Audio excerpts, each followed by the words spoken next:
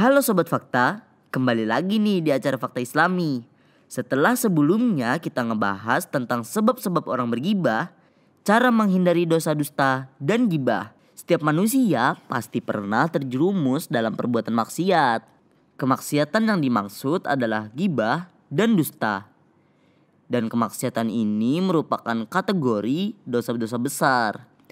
Dusta adalah dosa besar yang disejajarkan dengan syirik dan durhaka kepada orang tua. Sementara gibah diumpamakan seperti memakan bangkai saudara kita sendiri yang telah mati. Seperti yang difirmankan oleh Allah Subhanahu wa taala dalam Quran surah Al-Hujurat ayat 12, Allah Subhanahu wa taala berfirman, Bismillahirrahmanirrahim. Ya ayyuhallazina amanu jtanibu katsiran minadz-dzon. Inna ba'dadz-dzonni ismun wala tajassasu wala yaghtab ba'dukum ba'dan. Ayuhibbu ahadukum ayakulla lahma akhihi maitan fakarihtumuhu wattaqullah innallaha tawwabbur rahim. Yang artinya, wahai orang-orang yang beriman, jauhilah banyak dari prasangka. Sesungguhnya sebagian prasangka itu dosa, dan janganlah kamu mencari-cari kesalahan orang lain, dan janganlah ada di antara kamu yang menggunjing sebagian yang lain. Apakah ada di antara kamu yang suka memakan daging saudaranya yang sudah mati? Tentu kamu akan merasa jijik. Dan bertakwalah kepada Allah, sesungguhnya Allah Maha penerima taubat lagi Maha penyayang. Quran surah Al-Hujurat ayat 12. Atau seperti orang yang melakukan riba yang paling berat dan berbahaya. Nabi SAW bersabda, Bismillahirrahmanirrahim. Ala ukhbirukum bi afdali min darajatis siyam wassalah wassadaqah. Qalu bala. Qala salahu zatil baini fa inna fasada zatil baini hiyal halikah. Yang artinya, maukah aku kabarkan kepada kalian yang lebih baik daripada derajat puasa, sholat, dan sedekah?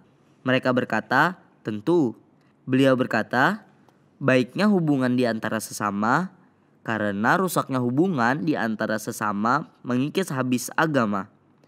Hadis riwayat At-Tirmizi. Betapa besarnya dosa jika setiap hari kita mengkonsumsi dusta dan gibah. Sudah menjadi sunatullah bahwa setiap penyakit itu tentu ada obatnya. Demikian juga penyakit hati dan lisan, seperti dusta dan gibah. Allah Ta'ala memberikan berbagai jalan untuk manusia agar dapat mengobati dirinya dari penyakit-penyakit tersebut. Contohnya, yang pertama, meningkatkan rasa muraqabatullah. Sifat muraqabah merupakan dasar komitmen seorang muslim pada Islam. Sifat muraqabah merupakan sumber kekuatan seorang muslim di saat sendirian dan di tengah keramaian. Jika terlintas dalam pikirannya untuk melakukan maksiat, maka dia akan segera ingat Allah Subhanahu wa taala bahwa dia hadir mengawasinya. Lalu dengan serta-merta dia akan mencabut pikiran ke arah maksiat itu sejauh-jauhnya, agar dirinya terhindar dan terbebas dari perbuatan maksiat tersebut, dan dia berazam untuk tidak mendekatinya lagi. Atau secara gamblangnya yaitu sebuah rasa di mana kita senantiasa tahu bahwa Allah mengetahui segala tindak tanduk yang kita lakukan, baik ketika seorang diri maupun di saat bersama-sama, baik ketika orang yang kita bicarakan ada ataupun tidak. Allah pasti mengetahuinya. Allah Subhanahu wa taala berfirman dalam Quran surah Al-Hadid ayat 4, wa huwa ma'akum aina ma kuntum wallahu bima ta'malun basyir. Yang artinya, dan dia bersama kamu dimanapun kamu berada, dan Allah maha melihat apa yang kamu perbuat. Quran surah Al-Hadid ayat 4. Imam Ibnu Katsir rahimahullah berkata, makna ayat ini adalah bahwa Allah Subhanahu wa taala maha mengawasi dan menyaksikan semua perbuatan, kapan saja dan di mana saja kita melakukannya, di daratan maupun di lautan, pada malam atau siang, di gelap atau terang, di rumah tempat tinggalmu maupun di tempat umum yang terbuka. Segala sesuatu ada dalam ilmunya, semuanya dalam penglihatan dan pendengarannya. Dia mendengar yang kamu ucapkan dan melihat keberadaanmu. Dia maha mengetahui apa yang kamu rahasiakan dan apa yang kamu tampakkan. Allah Subhanahu wa taala berfirman dalam Quran surah Al-Hud ayat 5. Bismillahirrahmanirrahim. Ala innahum yasnuna sudurahum liyastakhfu minhu. Ala hina yastagsuna siyabahum ya'lamu ma yusirruna wa ma yu'linuna innahu alimum bizatis sudur. Yang artinya, ingatlah di waktu mereka menyelimuti dirinya dengan kain, Dia Allah melihat apa yang mereka sembunyikan dan apa yang mereka tampakkan. Sebenarnya Allah maha mengetahui segala isi hati. Quran surah Hud ayat 5. Yang kedua, meningkatkan keyakinan kita bahwa akan dimintai pertanggungjawaban dari Allah kelak. Seseorang akan ditanya terhadap semua ucapan yang keluar dari mulutnya, karena Allah mencatatnya dan akan menghisapnya. Allah Ta'ala berfirman, Bismillahirrahmanirrahim. Ma yalfizu min qauli illa ladaihi raqibun atid. Yang artinya, tidak ada suatu ucapan pun yang diucapkannya, melainkan ada di dekatnya malaikat pengawas yang selalu hadir. Quran surah Qaf ayat 18. Yang ketiga, menahan emosi dan mencegah amarah. Dari Abu Hurairah radhiyallahu anhu, Rasulullah SAW bersabda, Laisa syadidul bisur'ah, innama syadidul lazi yamliku nafsahu indal godab. Yang artinya, orang kuat itu bukanlah orang yang jago bergulat. Akan tetapi, orang yang kuat adalah orang yang dapat menahan dirinya ketika marah. Muttafaqun alaih. Karena keduanya merupakan faktor yang dapat membawa seseorang pada gibah dan dusta. Rasulullah SAW menjelaskan tentang keutamaan orang yang dapat menahan amarahnya. Beliau bersabda, Man kazama gaizan wa huwa qadirun ala an yunfizahu da'ahu Allahu azza wa jalla ala ru'usil khalaik yaumal qiyamati hatta yukhayyirahu Allahu minal huril in ma syaa. Yang artinya, barang siapa yang menahan amarah padahal ia mampu melakukannya, pada hari kiamat Allah akan memanggilnya di hadapan seluruh makhluk. Kemudian Allah menyuruhnya untuk memilih bidadari yang ia sukai. Rasulullah SAW juga bersabda kepada seorang sahabat tentang keutamaan menahan amarah adalah memperoleh surga. Beliau bersabda, La takdob walakal jannah. Yang artinya, jangan kamu marah, maka kamu akan masuk surga. Larangan marah pun menjadi sebuah wasiat Rasulullah SAW yang wajib disampaikan kepada umatnya. Hal itu dikarenakan marah memiliki dampak buruk yang sangat besar. Yang keempat, tabayyun terhadap informasi sebelum membicarakan pada orang lain. Dalam Quran surah Al-Hujurat ayat 6, Allah Subhanahu wa taala berfirman, Bismillahirrahmanirrahim.